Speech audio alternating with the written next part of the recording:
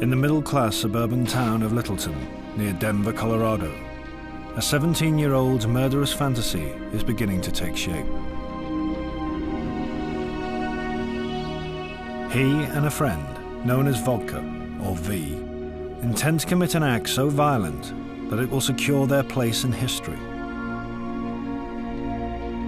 Sometime in April next year, me and V will get revenge and kick natural selection up a few notches. If we've learned the art of making time bombs, we'll set hundreds of them around roads, bridges, buildings, and gas stations. Anything that will cause damage and chaos. It'll be like the LA riots, the Oklahoma bombing, World War II, Vietnam, Duke, and Doom all mixed together. I want to leave a lasting impression on the world. 1 year later, on April the 20th, 1999, Eric Harris and another Columbine student, Dylan Klebold, committed the worst high school massacre in American history. They killed 12 students and 1 teacher, injured 23 others, and then turned the guns on themselves. This film records events as they unfolded on that Tuesday morning, during the critical hour between 11:08 a.m. and 12:08 p.m. For years, the horror of the massacre has defied explanation. But recently, new information has been released about the attack and the events leading up to it. From these terrible details, it's possible to reconstruct a fuller picture of Columbine and the freakish whirlwind of circumstances that ended with 2 teenagers committing mass murder.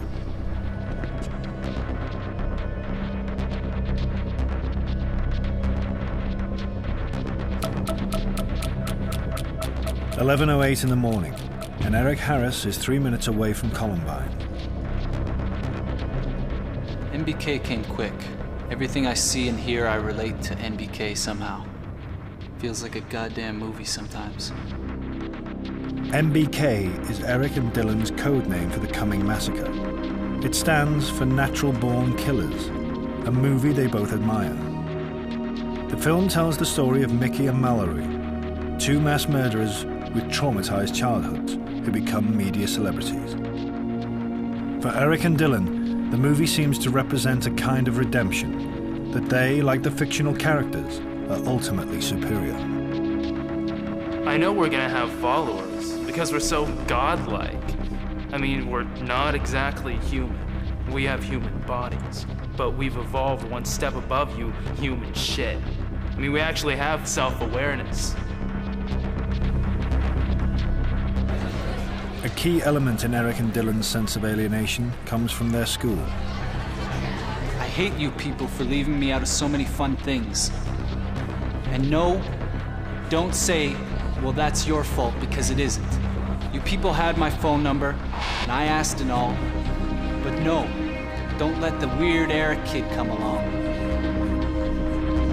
In Columbine High School's unspoken hierarchy, Eric and Dylan see themselves at the bottom of the pile.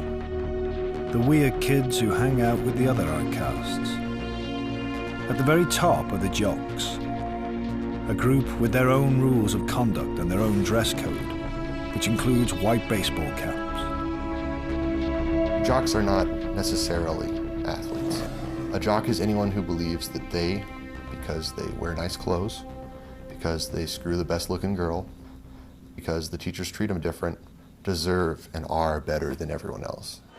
Although Eric and Dylan will not target the jocks in their shooting rampage, witnesses will later report that they both seem hell-bent on revenge against the school itself.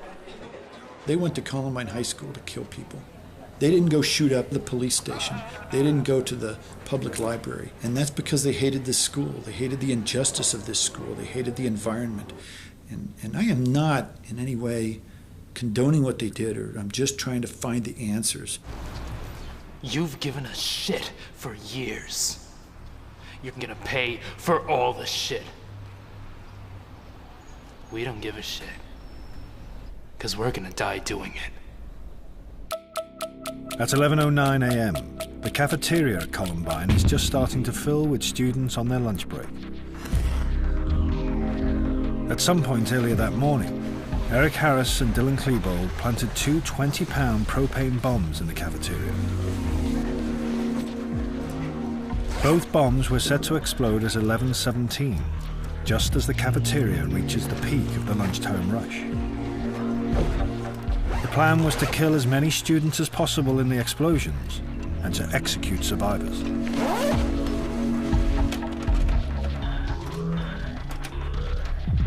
The bomb planting was not caught on the cafeteria's surveillance cameras, possibly because of a tape change. That morning, I believe it was third hour philosophy class. I know it was philosophy class. We had a big test on Chinese philosophy. And Eric was always type A about his grades. He wouldn't ditch class if there was a test or an assignment due. So it really struck me that Eric wouldn't show up that day. When we got to fourth hour that day, though, he still wasn't in class. And even I only ditched one class in a row, usually. And Dylan wasn't there either.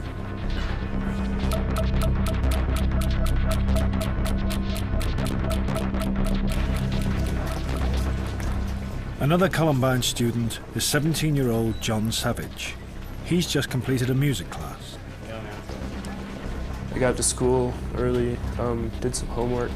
You know, it's just one of those days that you don't expect anything to happen. We just finished up string orchestra. I was trying to decide whether or not to practice like way back in the back of the school in the band room or go to the library.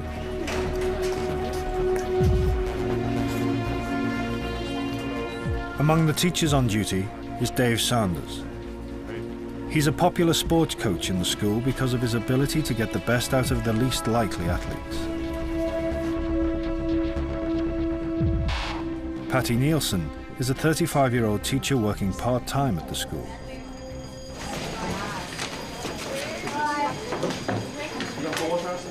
Football class today?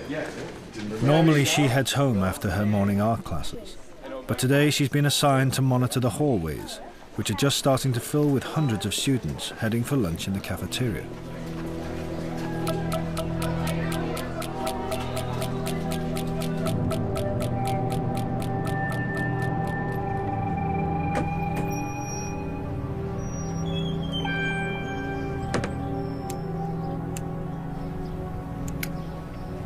After creative writing, every day, I'd go out for my smoke.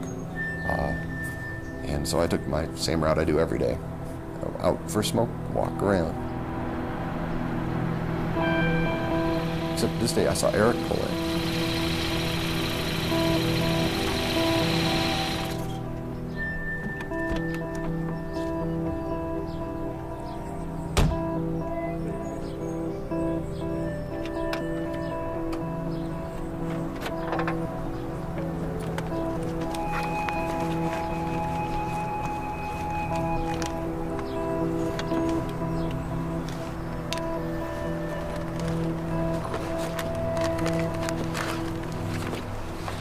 Since he had missed 2 hours of school, I went up to see what was going on.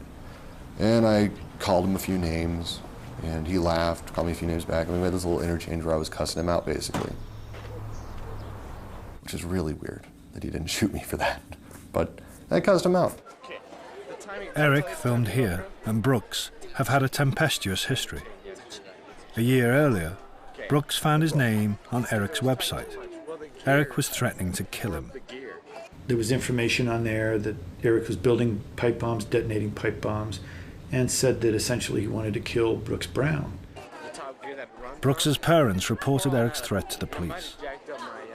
This was not the first time Eric's name had been brought to the attention of the police in the 2 years before the shootings. But they were unable to access Eric's website, and mislaid paperwork related to the complaint. If they'd acted on these claims, Eric would have been in jail. It's very simple. And Columbine never should have happened. In the meantime, Brooks Brown had made his own peace with Eric. It probably saved his life. What the hell is wrong with you, man? You weren't in third hour. You missed the test. It doesn't matter anymore. Then he looked at me, I said, dude, you missed the huge test. He said it didn't matter anymore. And then he looked at me and he said, Brooks, I like you now. Get out of here, go home. Go home.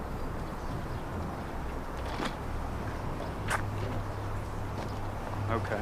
There's a lot of theories about why he didn't shoot me.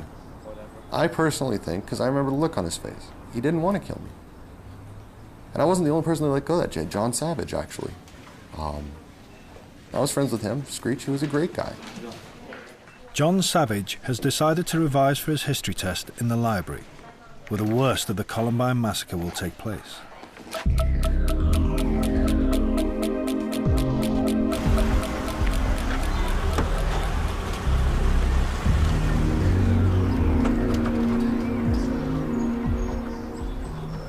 Eric and Dylan have arrived with a huge arsenal of weapons.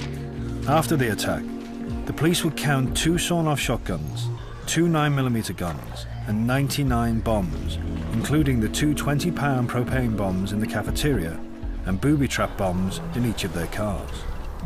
They have spent a year gathering these weapons, a year planning a massacre intended to wipe the school off the map.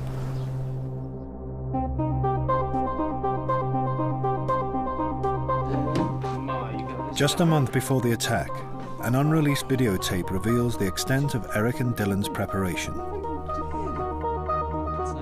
This is a reconstruction from reports of the tape's contents. The cameraman is Dylan, the location, Eric's bedroom. Eric reveals dozens of hiding places, containing what amounts to a small armaments factory. How did Eric succeed in concealing such a vast collection of lethal weaponry? The question still remains unanswered. Eric's parents have not spoken publicly since the massacre. Hi, Mom! But his play acting at the end of the tape shows that Eric is well aware of his skills in the art of deception.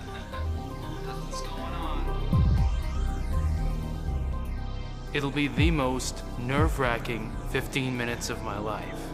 And after the bombs are set and we're waiting to charge to the school, seconds will be like hours.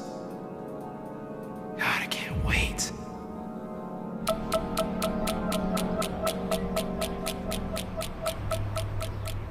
In a far corner of a school parking lot, Neil Gardner is taking a quick lunch with Andy Marton, a Columbine security guard. Gardner is a local police officer with special responsibility for the school's students and teachers. In the past, he's seen Dylan Klebold around the school, but he doesn't know Eric Harris. And he does not appear to know that Eric and Dylan have already been in trouble with the police and the courts.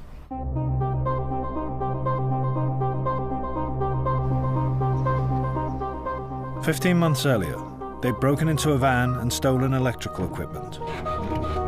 They were later arrested on felony charges of criminal trespass and theft. At their court hearing, both were ordered to undergo courses designed to steer juveniles away from crime.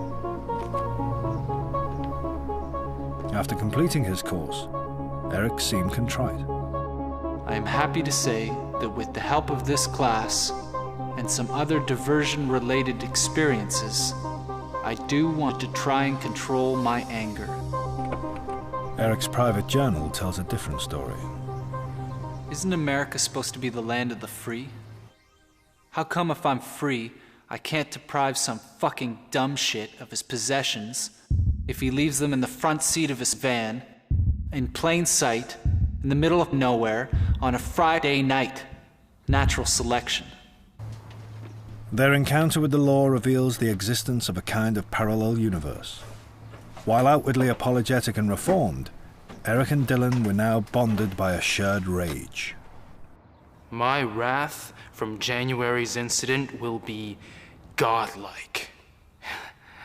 Not to mention our revenge in the Commons. The Commons is the Columbine cafeteria. Eric and Dylan have drawn up detailed plans for the attack. The bombs are set to explode in 1 minute's time. There are 480 students inside, almost a quarter of the school's population. Richard Castaldo is on his way out to meet his friend Rachel Scott. They plan to have lunch just outside the school's west entrance. In their trench coats, Eric and Dylan attract little attention. They've often worn this uniform to school. The attack is now just seconds away. When I first sat down, to eat my lunch, I saw a couple of guys kind of off to my left, and they threw some, I didn't know what it was at the time, but it was a pipe bomb. And I remember it went off and it didn't really do anything. And I thought, at first I just kind of thought they were, screwing around. Because, it was, I guess, like a senior prank or something, because school was about to end.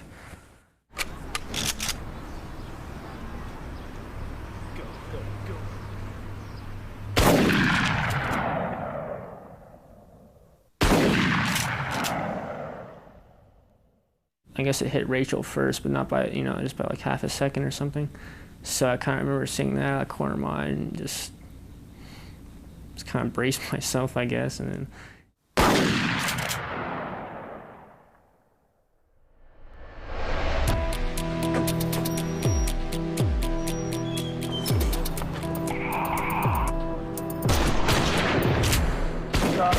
I saw him throw a couple grenades on the roof and they exploded, and then I saw him shooting guns down towards the parking lot. Inside the school, no one's sure what's going on.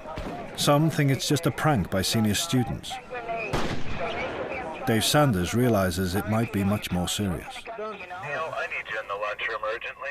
Neil Gardner receives a panicked radio message from inside the school, but he thinks at first that it might be no more than an accident on the school grounds.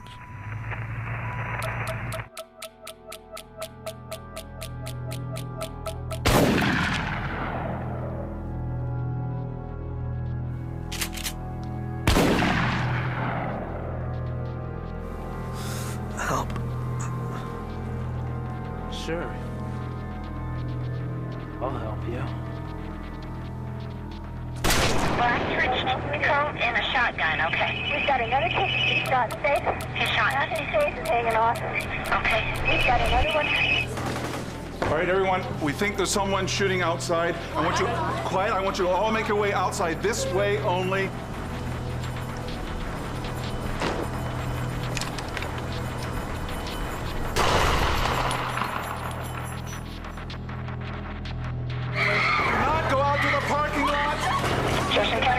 Yeah, there's someone on Columbine High School. Someone's shooting a gun out here, and someone got shot, I think. Okay. Can you see anything going on over there? No, some girl's on the ground. I think she's paralyzed, and I think she's hurt. I'm not sure. Okay, hold on the line here with me. Just. Within seconds, Dave Sanders and two other Columbine staff members have evacuated most of the cafeteria. Eric and Dylan's bombs are now due to explode, but fail to detonate. Dave Sanders now embarks on a determined attempt to secure as much of the school as possible. Quiet.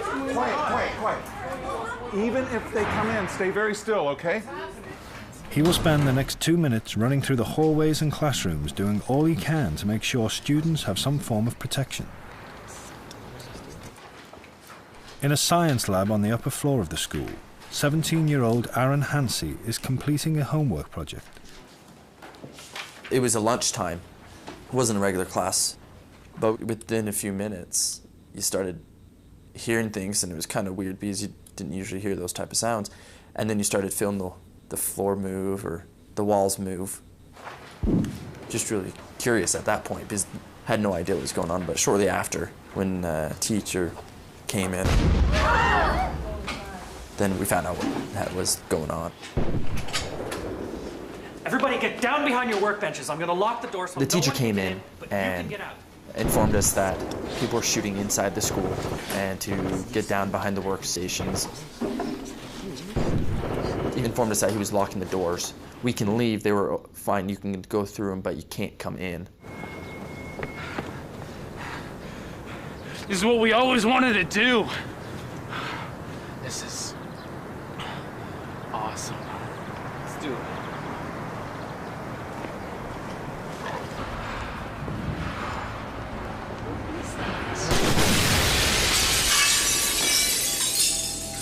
An emergency? Yes, we do. Okay, you're Columbine High School? Yes, okay, we got it. We have automatic weapons, okay? Yeah. All right. You guys send lots and lots of paramedics. Neil Gardner is the first police officer on the scene. Andy, get there.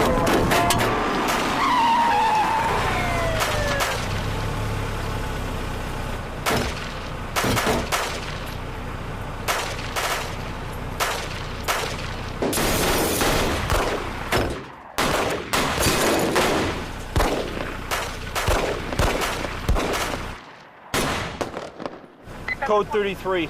Shots fired. Shots in the building. Gardner believes momentarily that he may have hit one of the gunmen. Code 33. The end of the gun battle with Gardner marks the beginning of Eric and Dylan's attack inside the school.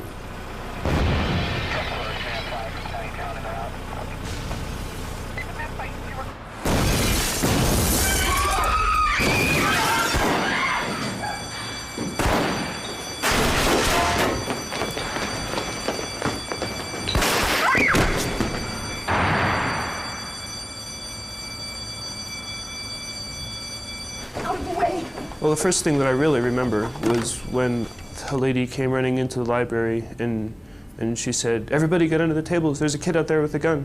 You know, that was my first, like, oh man, something's going down. Get down. Everybody get down. Get under the tables. I think everyone was just kind of too shocked to actually do anything. You know, they were still trying to figure out. And then, like, she said it a second time, like, get under the tables. And then people started to respond.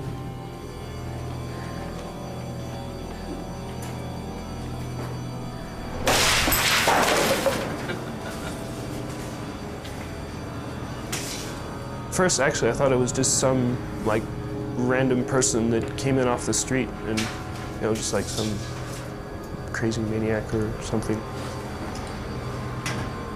It didn't even, like, click at that time that it could have been a student, because, you know, I didn't think anyone at Columbine would, like, start shooting people. Oh! Yeah!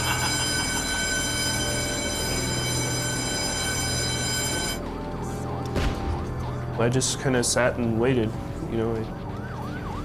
I guess I was just hoping I wasn't going to die, really. Jefferson County 911. Yes, I am a teacher at Columbine High School.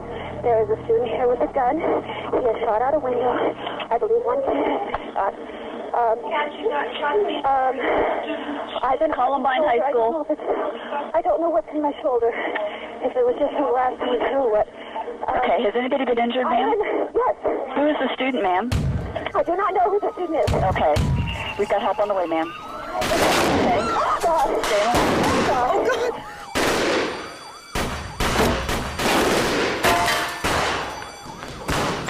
Make sure the science labs are locked. Dave Sanders is still trying to clear the hallways. 5 more police units are nearing the school.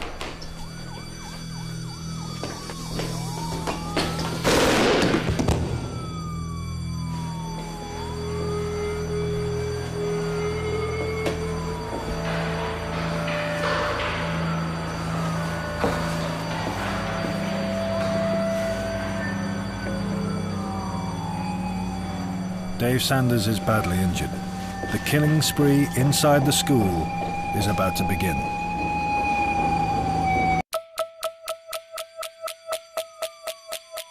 Columbine student Aaron Hansey is still hiding in a science room when one of his teachers returns, trying to find anyone who knows first aid. Yeah. I told him I did, and then just made a mad dash across the hallway. Bombs were still exploding, guns were still being fired. They could come around the corner anytime.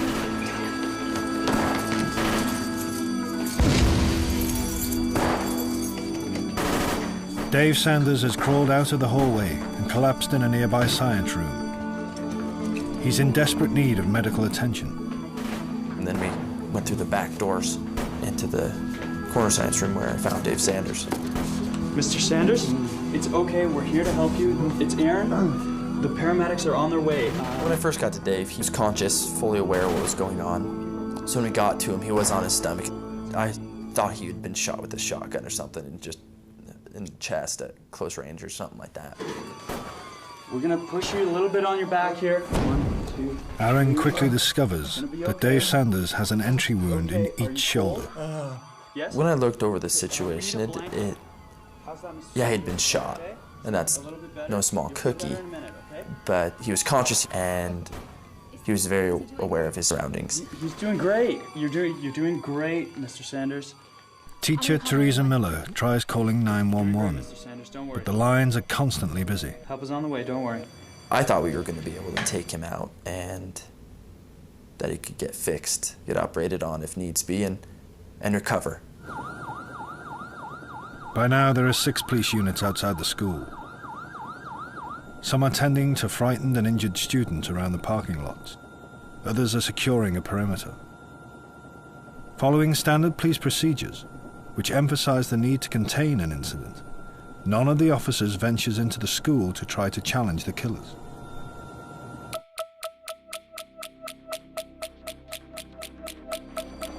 I'm not sure.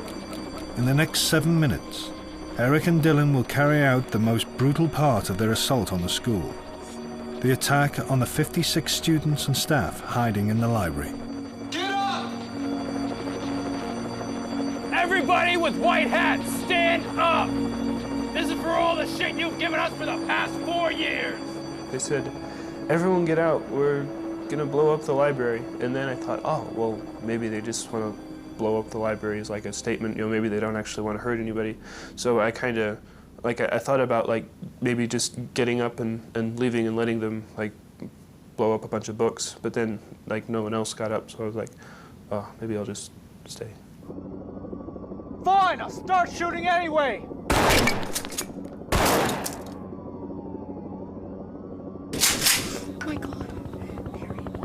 Okay, stay with me, ma'am. You're doing great. You are doing great, okay? Now they said he's gone to the library. He's in the building. Okay, he's gone to the library. After they'd walked about halfway through into the library was when they came into my view. Then I could see that it was actually people that I knew, students. You know, it was just these 2 people that I thought were just ordinary, regular kids who were suddenly like blowing things up and shooting. And I was like, what are they doing? Okay. Let's go kill some cops. Shoot us! He's shooting in the library right now.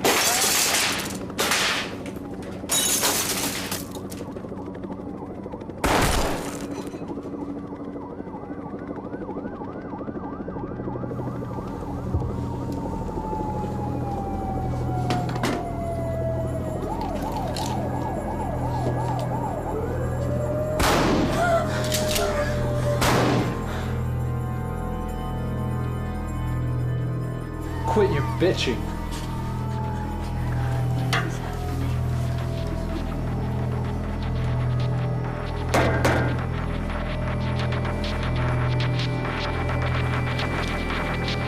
Peekaboo.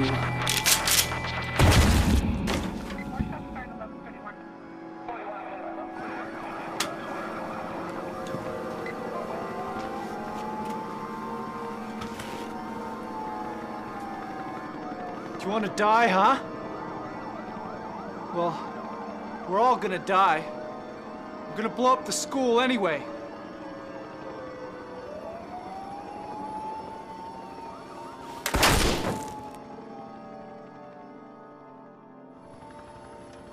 Red! I can't believe I just did that. Cool.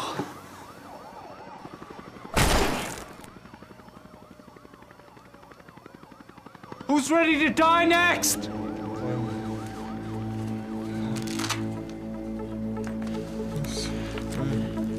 Aaron Hansey is now struggling to keep Dave Sanders conscious.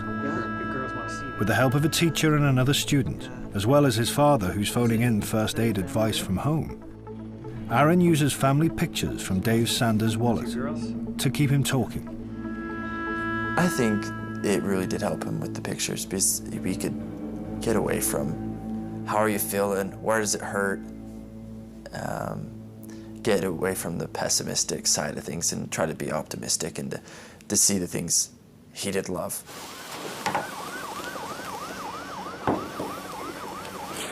Listen up! This school is dead! I'm in the back. I got some smoke coming from the building. I'm over here with the SD unit. Okay, copy. Smoke in the building. 1131.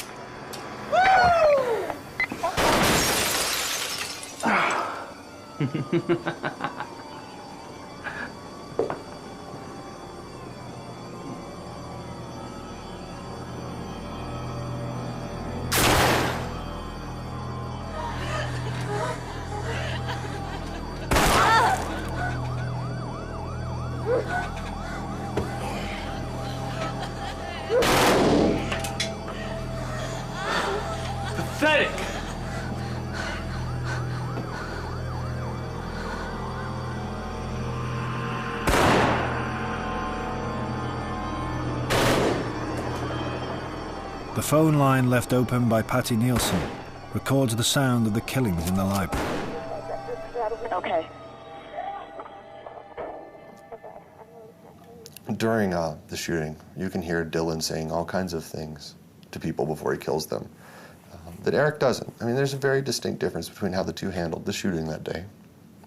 You know, it's incredibly difficult to listen to, even if you don't know the people they're killing and who's killing them. I could like see his boots coming towards me through the rows of bookshelves, and I was like, wow, this is it, you know? And I was like, man, this, like, I could die here. It was pretty shocking, I guess. Who's under there? Identify yourself. And I said, it's John, because, you know, I kind of knew him a little, and I was hoping he'd, like, remember that I wasn't a jock, and that I'd, you know, tried to treat him with respect and stuff. John Savage? Yeah.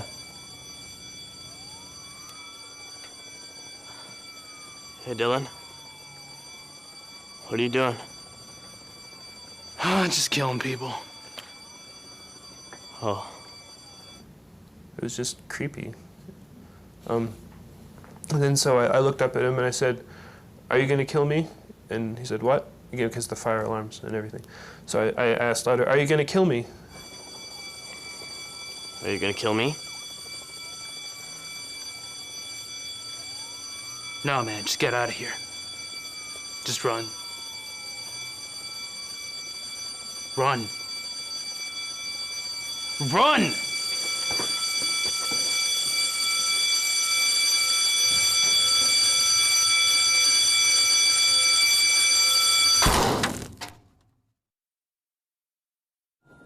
As the killings go on unchecked in the library, the police presence outside continues to build.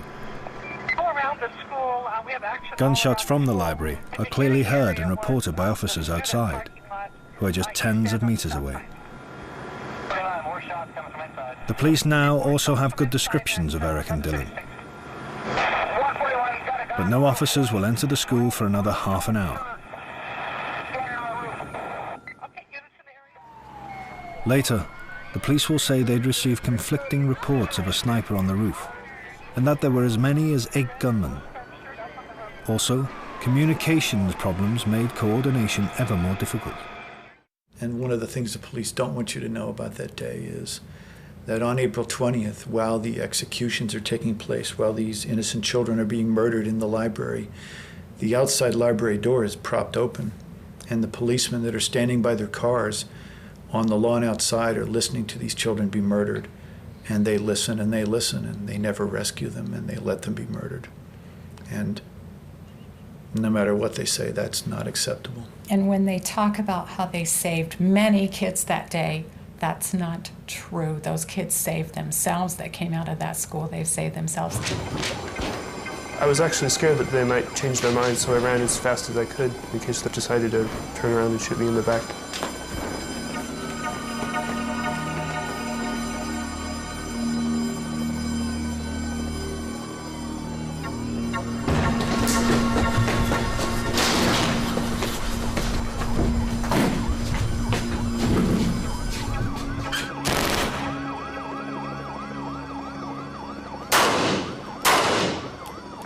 I'm out of ammo.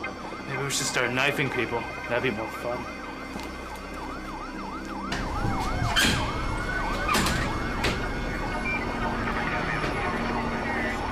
I guess really it made me realize how short life is, you know? When you're young, it seems like it's gonna like go on forever and you got plenty of time. You don't have forever.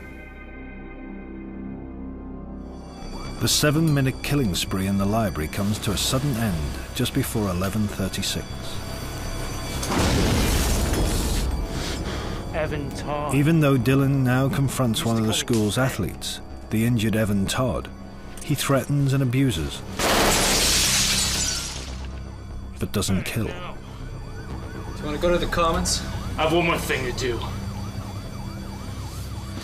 He now seems reduced to a gesture of repressed rage.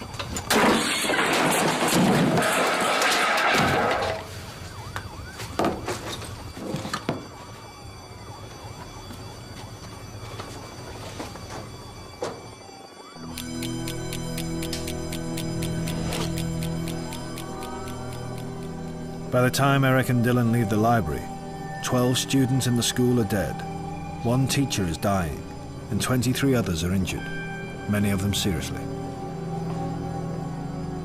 There's been no pattern to the attack. Not one of their victims has been singled out because he or she is a figure of hate.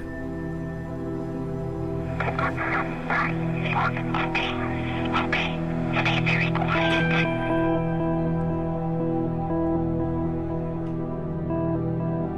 There are still hundreds of students and teachers hiding elsewhere in the school.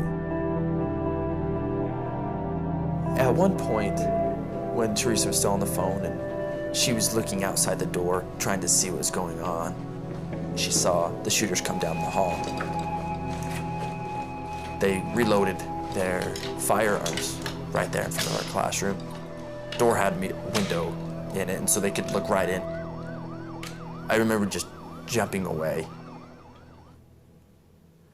It was that was probably one of the most scariest points of the whole ordeal, just because they were right there. I heard from him, but I don't know. Is he still conscious? He is, but Dave Sanders. His name is Dave Sanders, okay. I found out the next morning that Dave had died. It came as a big shock, because I thought we could take him out and he could go get operated on and start the recovery process. I guess it broke my heart to think that he did die, because I tried my best.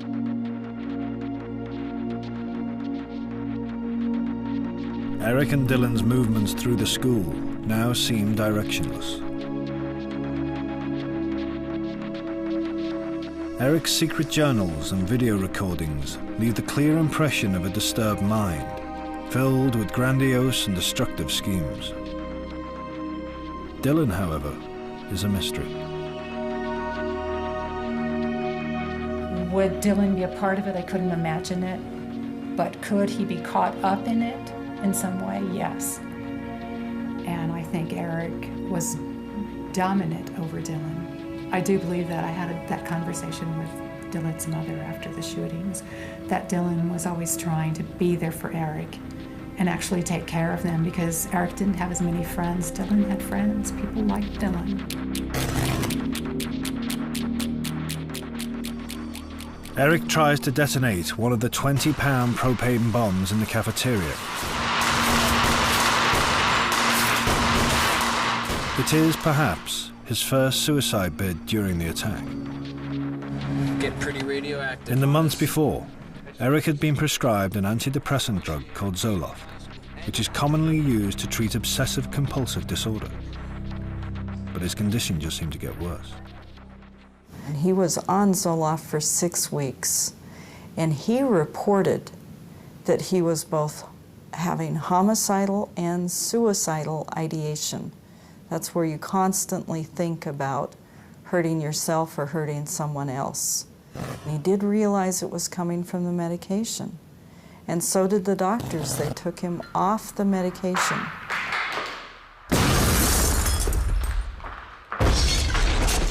But all he got in exchange was a different brand name. He got Luvox.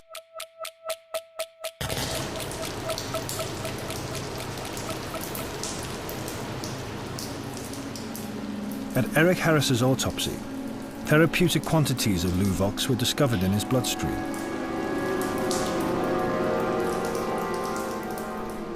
Dylan Klebold's autopsy report found no traces of drugs.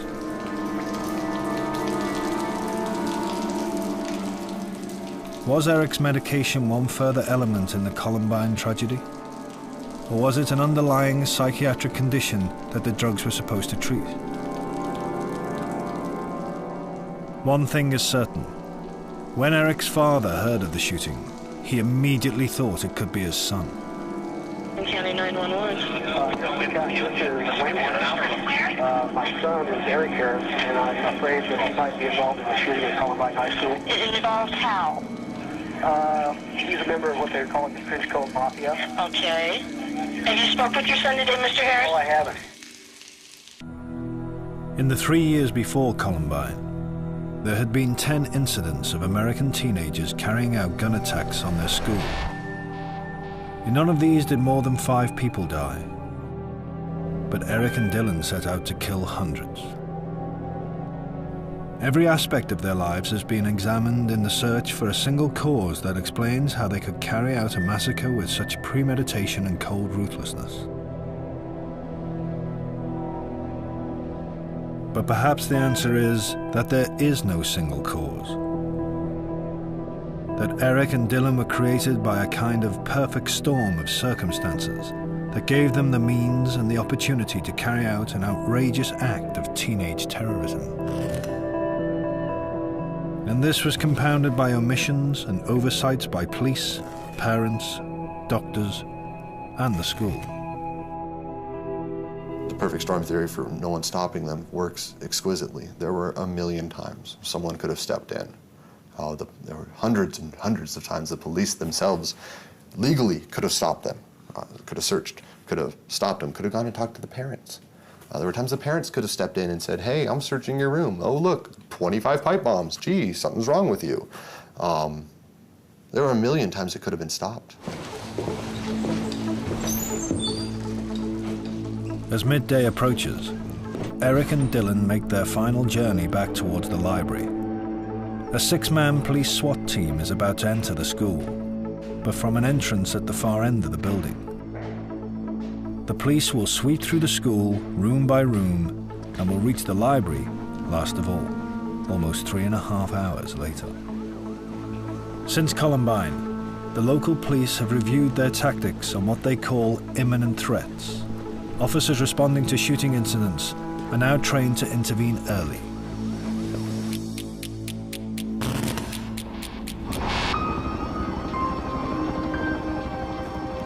Eric and Dylan arrive back at the library door. The terrible sights of death are shrouded in thick smoke.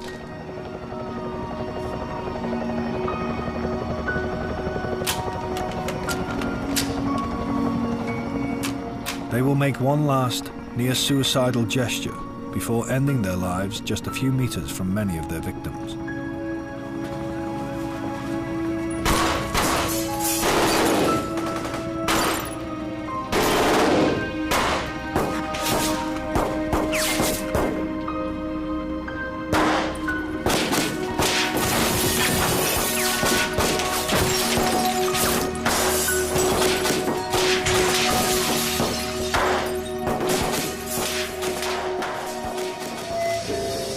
Hindsight, Eric and Dylan's own home-recorded videotapes carry a fearful warning. No. But few could have imagined that they would turn fantasy into tragedy.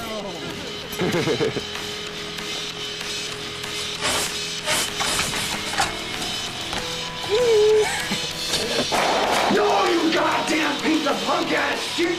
Do not mess with that friggin' kid! If you do, I'll rip off your goddamn head and shove it so far up your friggin' ass, you'll be coughing up dandruff for 4 frickin' months! I don't care what you say. If you ever touch him again, I will frickin' kill you. I'm gonna pull out a goddamn shotgun and blow your damn head off. Do you understand, you little worthless piece of crap? Entry exit. That's not good luck. I mean, not fucking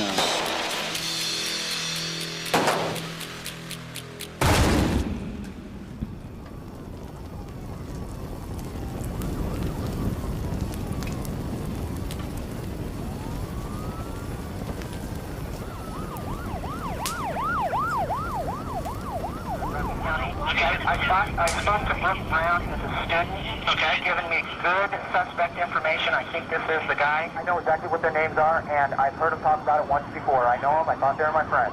Okay. One of them is named Dylan Klebold. We got him. We don't have an exact number yet.